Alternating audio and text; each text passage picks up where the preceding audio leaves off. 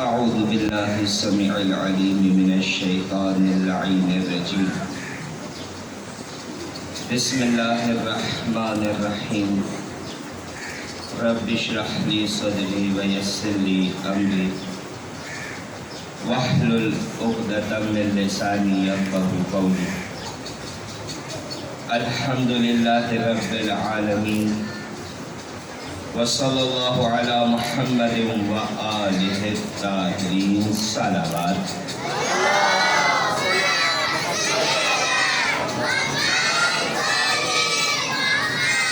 سیما بقیت اللہ الاعظم روحی و ارواحنا لتراب مقدمہ الفدا. اللہم عجل لولیک الفرج واللعن الدائمة الباقية على أعدائهم أجمعين. أما بعد فقد قال الله تبارك وتعالى في كتابه المبين. بسم الله الرحمن الرحيم. قل لا أسألكم عليه أجر إلا المودة في القربى. صلوات.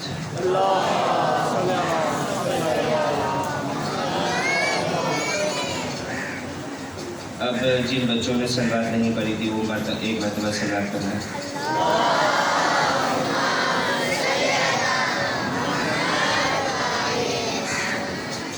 ابھی کافی بچے خاموش تھے اس لیے ایک مرتبہ سب مل کر پڑھے. بابا جی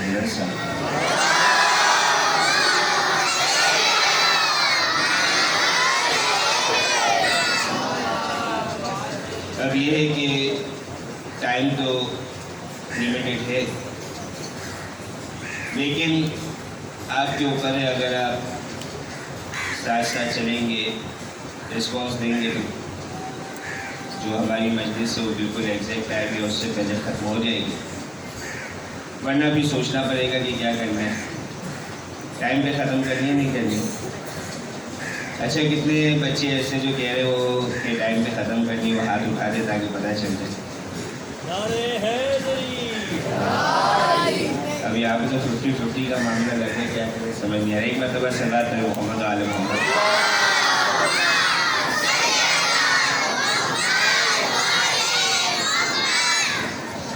اچھا یہ بتا سکتے ہیں میں نے جو ابھی آپ کے سامنے خطبے میں ایک آیت پڑھی بالکل اینڈ میں.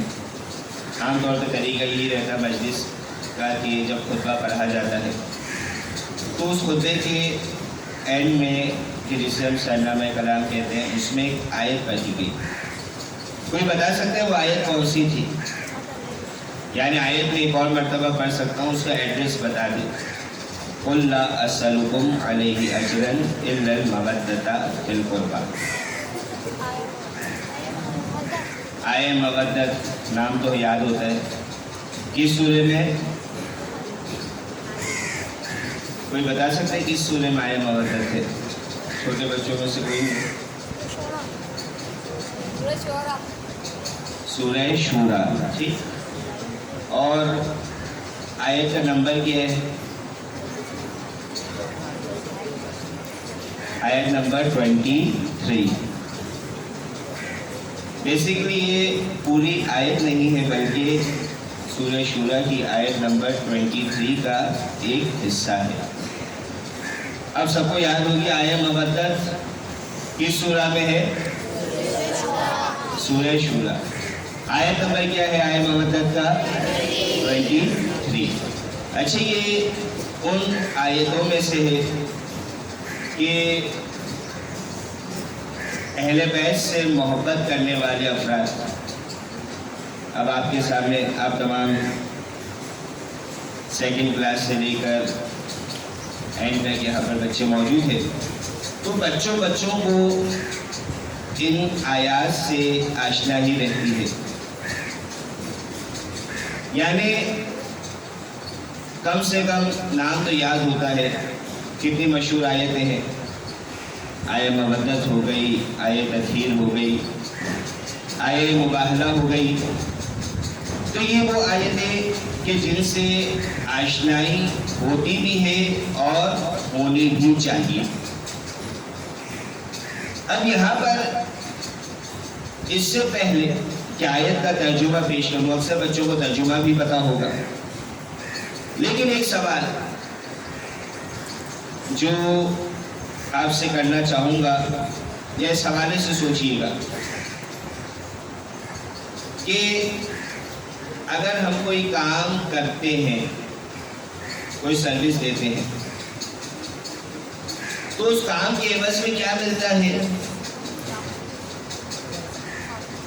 اس کام کے عوض میں اس کی اجرت ملا کرتی ہے، اس کی پے ملا کرتی ہے،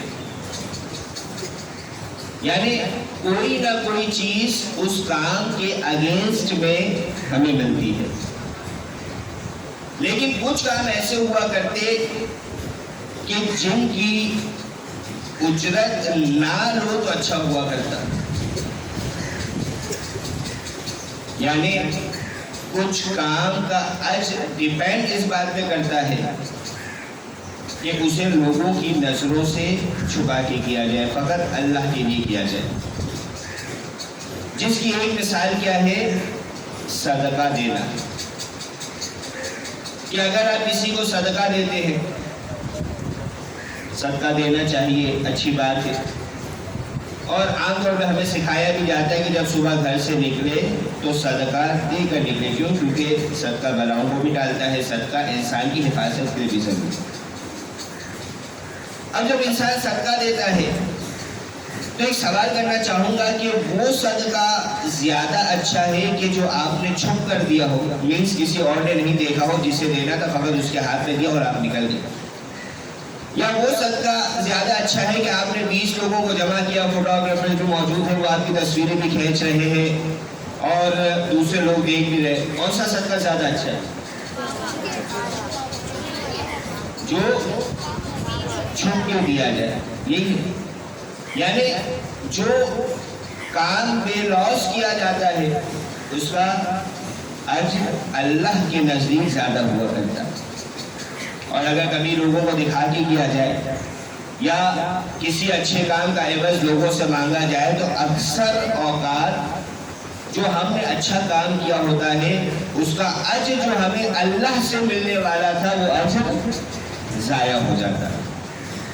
ٹھیک ہے، یہاں تک بات کلیئر ہے؟ اب جتنے انبیاء ہیں،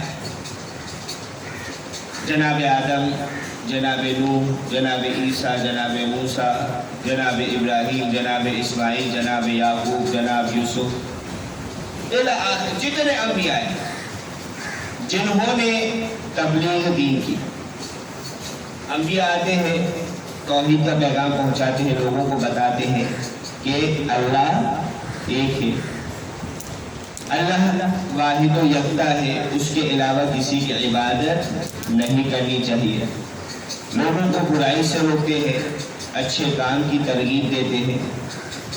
یہ تمام باتیں انبیاء آتے ہیں۔ اب لوگ انبیاء کو تنگ بھی کرتے ہیں، کبھی پتھر مارتے ہیں، کبھی راستے میں کانٹے بچھاتے ہیں، کبھی قتل کرنے کی کوشش کرتے ہیں۔ یہ تمام صعوبتیں، یہ تمام زحمتیں انبیاء اٹھاتے ہیں۔ لیکن جب انبیاء سے یہ پوچھا جاتا، قرآن مجید نے کچھ انبیاء کے اقوال کو کوٹ کیا ہے، جب انبیاء سے پوچھا جاتا ہے کہ آپ نے اتنی زحمتیں اٹھائی ہیں، اتنی مشکلات اٹھائی ہیں، اتنی پریشانیاں اٹھائی ہیں، ان پریشانیوں کے عوض، اس زحمت رسالت کے عوض آپ ہم سے اجر کیا چاہتے ہیں، اجرت کیا چاہتے ہیں، ہم آپ کے لیے کیا کر سکتے ہیں؟ تو ہر نبی یہ کہتا ہوا نظر آئے کہ لا اسألکم علیہ اجر ان اجریہ الا علی اللہ، کہ میں تم سے کوئی اجر نہیں چاہتا، بھلا تم ہوتے کون ہو ہمیں اجر دینے والے؟ اگر میرا کوئی اجر ہے تو وہ کس کے پاس ہے؟ الا علی اللہ، اللہ پر میرا اجر ہے۔ اب سوال، رسول خدا کون ہے؟ سید المرسلین، سید المرسلین یعنی تمام رسولوں کے سردار ہیں۔ تو جب انبیاء نے اجر نہیں مانگا، دیگر انبیاء نے، کہ جن کے سردار رسول خدا حضرت محمد مصطفیٰ صلی اللہ علیہ وسلم،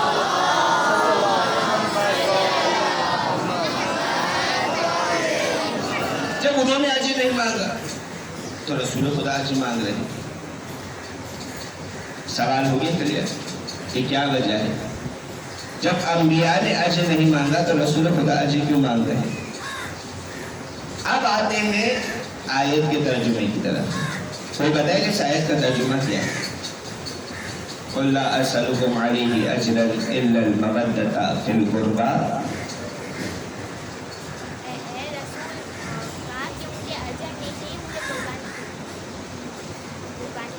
اور کسی کے ذہن میں شاید کا ترجمہ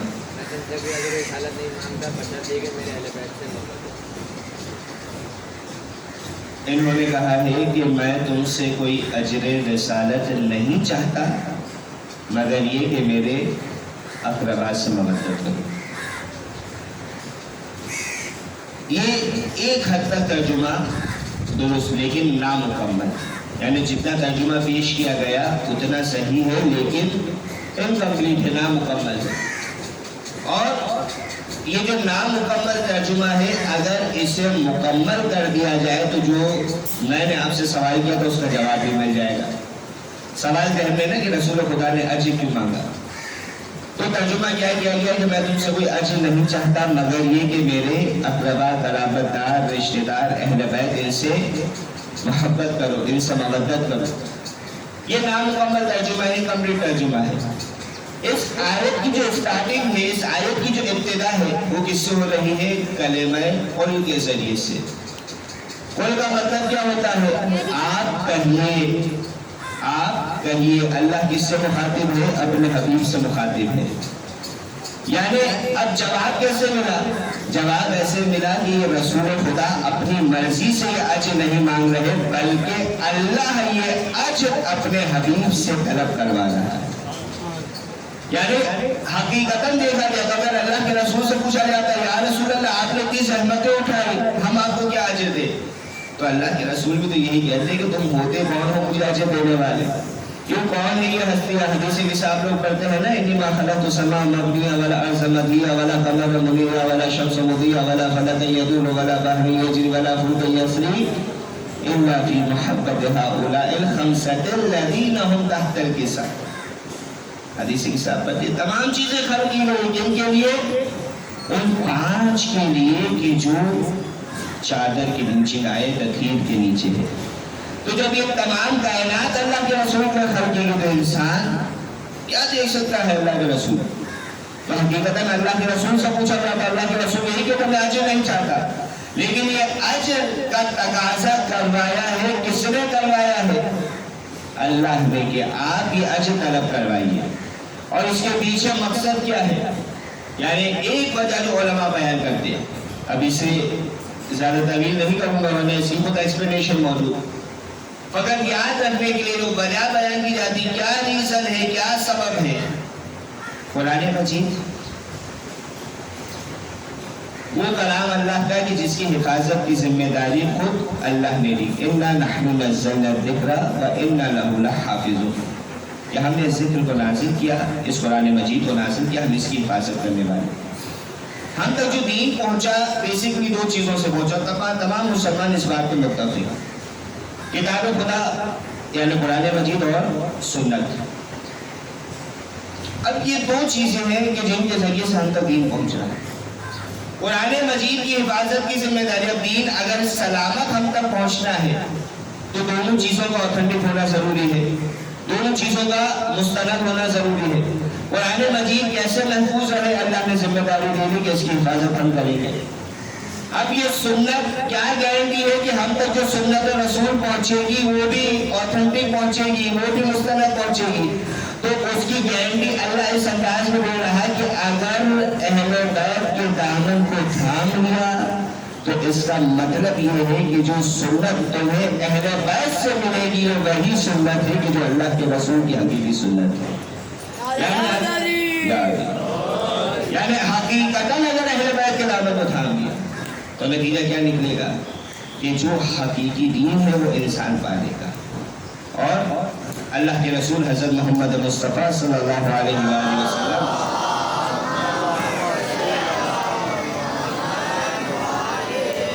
جب اللہ کے رسول سے پوچھا یا رسول اللہ یہ جس کی مودت کا حکم دیا جا رہا ہے، مودت فی القربہ، ان سے مراد کون ہے؟ اللہ کے رسول فرماتے ہیں علی و فاطمہ و ابناہما، ان سے مراد علی ہے، فاطمہ ہے اور ان کے بچے ہیں۔ اب یہاں پر آخری بات اور کچھ مسائل بیان کرنے ہیں، اس کے بعد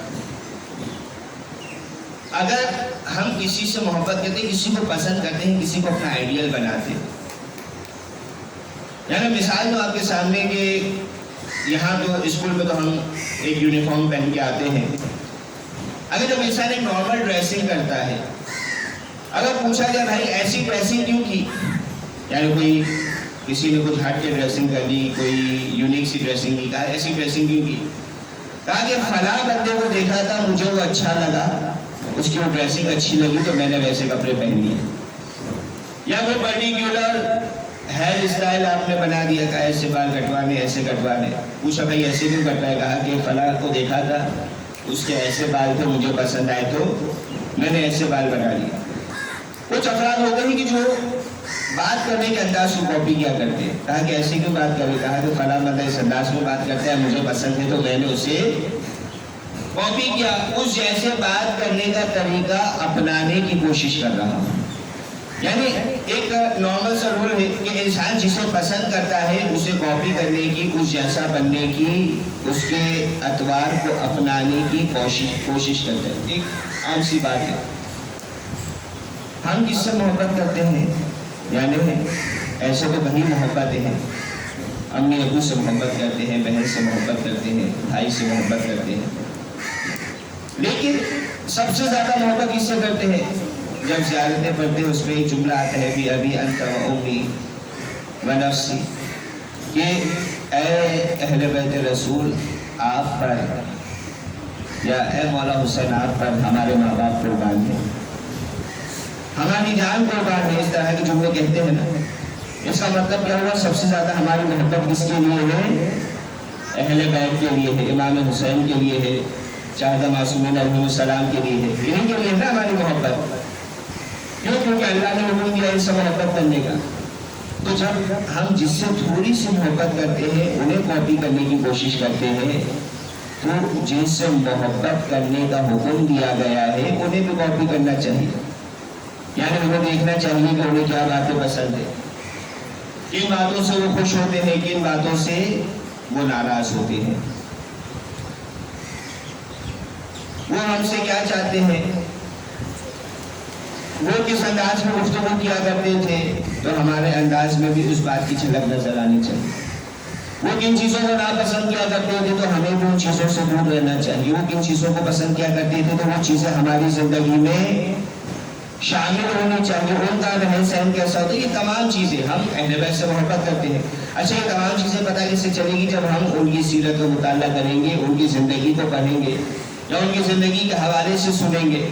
تو پہلی ذمہ داری ہے کہ ان کے بارے میں جانیں، دوسری کیا ہے کہ جب جانا تو ان کی زندگی پر، یعنی ان کی چاہت پر عمل کریں، وہ جس چیز کو پسند کرتے ہیں اسے اپنی زندگی میں شامل کریں، اور جو چیزیں انہیں پسند نہیں ہیں ان سے خود کو دور کریں۔ ایک مرتبہ صلوات پڑھیے گا محمد و آل محمد۔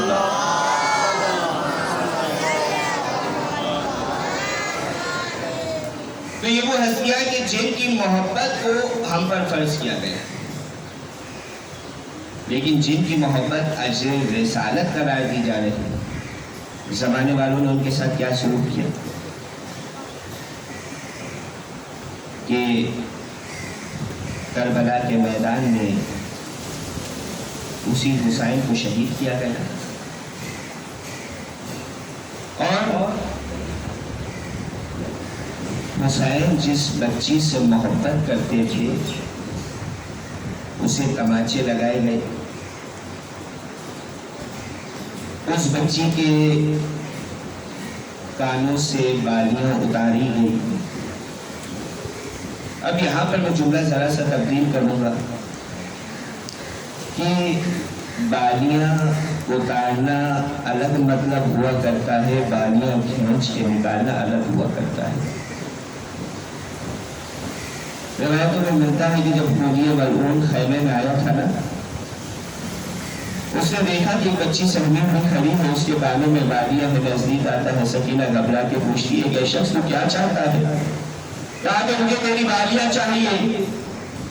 روایت میں ملتا ہے کہ شہزادی سکینہ نے اپنے کانوں سے بالیاں نکالنے کی کوشش کی، لیکن سہمی ہوئی بچی تھی کس انداز میں بالیاں نکالتی۔ خولی کے دل میں خیال پیدا ہوا کہ کہیں ایسا نہ ہو کہ میں بالی نکالنے میں دیر کروں، کوئی اور آدمی یہ بالیاں لوٹ کے چلے جائے۔ ایک مرتبہ وہ ملعون آگے بڑھتا ہے، اپنے ہاتھوں سے سکینہ کے کانوں سے بالیاں اتاری نہیں ہے، بلکہ اس انداز میں بالیاں کھینچی ہے کہ سکینہ کے کانوں سے لہو جاری ہو گیا، سکینہ کے کان زخمی ہو جاتے ہیں۔ اور اسی مسائل میں سکینہ کربلا سے کوفہ جا رہی ہے، کوفے سے شام جا رہی ہے، کبھی تماچے کھا رہی ہے، کبھی تازیانے کھا رہی ہے، کبھی سکینہ کو پانی دکھا دکھا کے باہر دیا جاتا ہے۔ کبھی ایسا ہوا کہ سکینہ زندان شام میں پہنچی ہے، مولا سجاد سے پوچھتی ہے، جب شام کے وقت پرندوں کو آتے ہوئے دیکھا، پوچھا کہ بھیا سجاد یہ پرندے کہاں جا رہے ہیں؟ سکینہ سے مولا سجاد نے فرمایا کہ بہن سکینہ یہ پرندے اپنے گھروں کو پلٹ کر جا رہے ہیں۔ جب یہ منظر سکینہ نے دیکھا ہے نا، ہاتھوں کو جوڑ کے عرض کی کہ بھیا سجاد یہ پرندے تو اپنے گھروں کو پلٹ کر جا رہے ہیں، لیکن کیا ہم بے وطن ہم قیدی بھی گھروں کو پلٹ کر جائیں گے؟ روایت کے جملے ہیں کہ سکینہ تو شام کے زندان میں رہ گئی ہے، سکینہ شام کے زندان میں رہ گئی، لیکن یہ قافلہ وطن پلٹ کے جاتا ہے۔ زندان شام ہے، زندان شام کی آخری رات سکینہ کی۔ روایت کے جملے ہیں آدھی رات کا وقت ہے، سکینہ خواب سے بیدار ہوتی ہے۔ جب سکینہ بیدار ہوئی ہے نا اور بابا بابا پکارنے لگی ہے، ثانیہ زہرا نے پوچھا کہ بیٹی سکینہ ماجرا کیا ہے؟ کہا کہ ابھی تو میرے بابا یہیں پر موجود تھے، نہ جانے بابا کہاں چلے گئے ہیں۔ اب جب اتنا سننا تھا، اہل حرم میں کوہرام بپا ہوتا ہے، یزید کے آرام میں خلل پڑا۔ اس نے جب معلوم کیا تو بتایا گیا کہ حسین کی بیٹی اپنے بابا کو یاد کر رہی ہے۔ روایت کے جملے ہیں کہ سکینہ کو بابا کا سر بھجوایا گیا۔ اب بابا کے سینے پہ سونے والی سکینہ نے جب اپنے بابا کا سر پایا ہے نا، ایک مرتبہ اپنے ننھے ہاتھوں سے اپنے بابا کے سر کو اٹھایا ہے، کبھی پیشانی کا بوسہ دیا ہے، کبھی زلفیں سواری ہے۔ سکینہ کہتی ہے کہ بابا کس نے اس کم سنی میں ہمیں یتیم کر دیا؟ بابا کس نے آپ کی ڈاری کو آپ کے خون سے خضاب کیا؟ بابا کس نے آپ کے خشک گلے پر کند خنجر چلایا؟ کبھی اپنے مسائل بھی بیان کرتی ہے، بابا آپ کے بعد ہمیں قید کیا گیا، ہمارے ہاتھوں میں رسن باندھی گئی، آپ کی سکینہ کو تماچے مارے گئے، بابا آپ کی سکینہ کو تازیانے لگائے گئے، بی بی مصائب پر رہی ہے۔ ایک مرتبہ زندان شام میں خاموشی چھائی ہے۔ جب خاموشی چھاتی ہے نا، ثانیہ زہرا نے فرمایا کہ بیٹا سجاد ذرا بہن کی خبر لینا۔ اب زندان شام میں صدا بلند ہوتی ہے، انا للہ و انا الیہ راجعون۔ اپنے بابا کو یاد کرنے والی سکینہ، اپنے بابا کو رونے والی سکینہ اپنے بابا سے جا ملی۔ الا ولعنت اللہ علی القوم الظالمین وسيعلم الذين ظلموا أي منقلب ينقلبون۔ بارے اللہ ذکر کو اپنی بارگاہ میں قبول فرما۔ بارے اللہ محمد و آل محمد کا واسطہ، سید سجاد کا واسطہ، شہزادی سکینہ کا واسطہ، ہمارے گناہ کبیرہ و صغیرہ کو معاف فرما۔ بارے اللہ کوئی غم نہ دے سوائے غم اہل بیت کے۔ بارے اللہ شہزادی سکینہ کا واسطہ، مولا سید سجاد کا واسطہ، جو بھی مومنین و مومنات بیمار ہیں انہیں شفا یاب فرما دے۔ بارے اللہ ہمیں زیادہ سے زیادہ علوم محمد اور آل محمد حاصل کرنے اور انہیں عام کرنے کی توفیق عنایت فرما۔ بارے اللہ اپنی آخری حجت کے ظہور میں تعجیل فرما۔ قلب مطہر امام زمان کو ہم سے راضی و خوشنود فرما۔ ماتم حسین۔